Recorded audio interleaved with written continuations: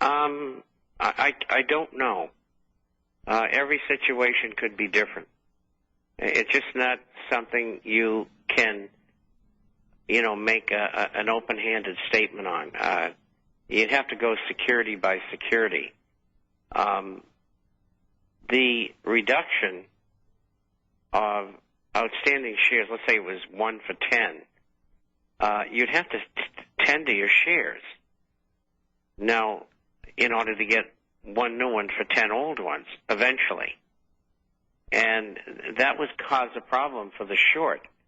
So in those kinds of deals, I don't believe that there's a lot of naked shorting, and if there was, I think they would have been covered already. Now, if the company goes totally out of business, they never have to cover it all. They just keep the money. That's possible, too. So there are a number of scenarios. There's still major naked shorting going on. The SEC has absolutely no intention of stopping it. It is as rampant now as it was 3 or 4 years or 10 years ago. Well, Bob, we also find out that several of the lawyers that are working for the SEC have been accused of insider trading, using proprietary information to make money in the markets for themselves. Of course, they're crooks. The SEC are crooks. They're a government agency that protects the vested interest, the large brokerage firms and the banks. And they chase around little brokerage firms and little brokers, and they find them for this, and they find them for that, and they accuse them of this, and they accuse them of that, because they can't defend themselves. You go against the SEC, let's say that they said that you were naked shorting. Your bill for attorneys for open is $500,000. I mean, a broker who's grossing, say, $50,000 a month, he can't afford that. He's probably keeping 25% if he's lucky, and they just prey upon people. They're vultures. They're evil. I had to put up with them for 28 years. Well, look what they did. And because of my political affiliations, they were in my office every day, along with the state of California, Corporations Commissioner, people, and the NASD. And my legal fees annually were $250,000 or so.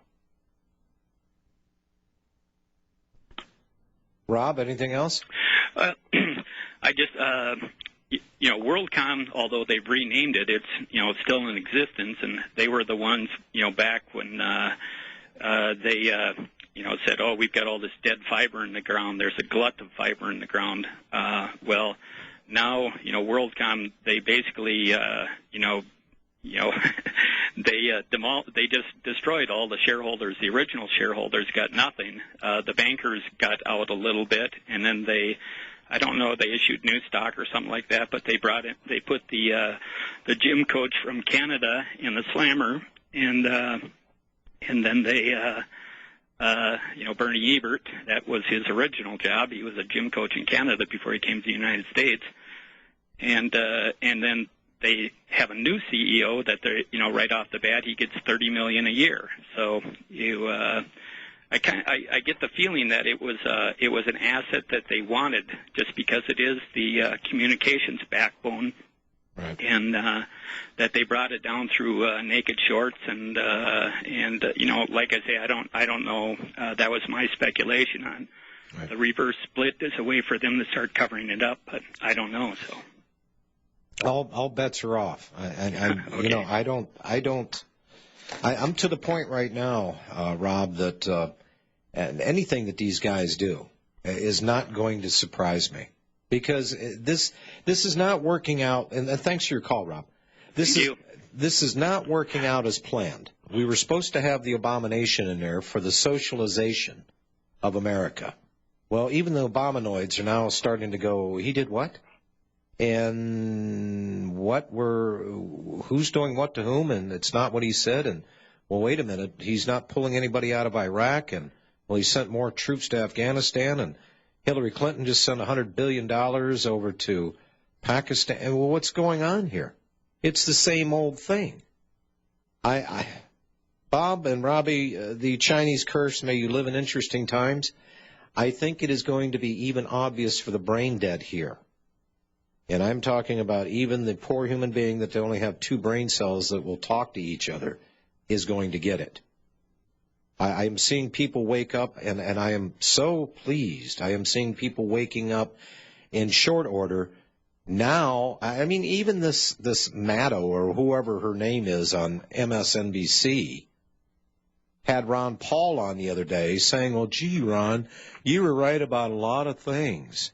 Well, thanks for the credit now. Why didn't you give him the credit and the coverage and ask the real questions when he was running for president? He wouldn't have made it to the presidential office. If he did, they probably would have killed him. But that's not what this thing was about. It was an educational campaign.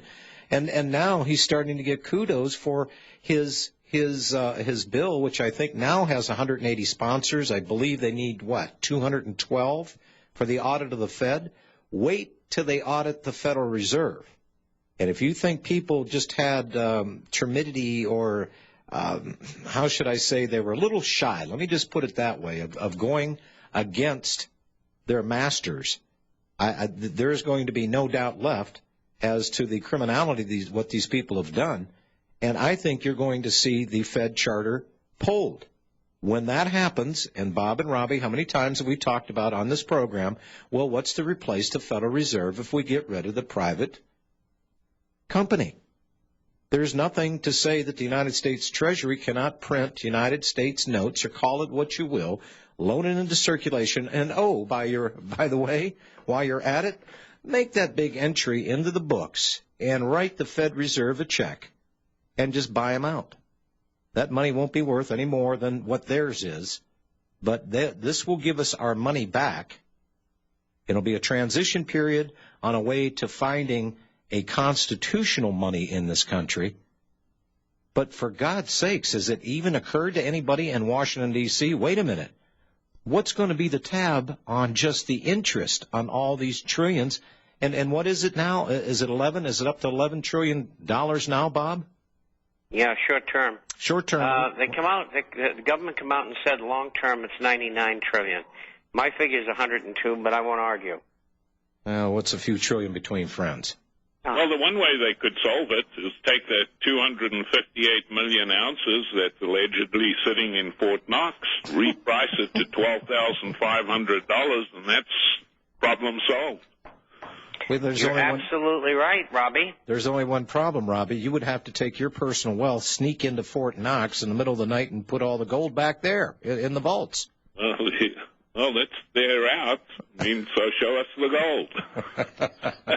Show me the money. It ain't there. Mike in Tennessee. Hello, Mike. How you doing?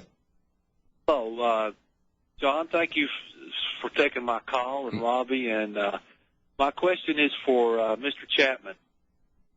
With the monetary union of the United Arab States rejecting the monetary union in the last couple of weeks, or signals of that,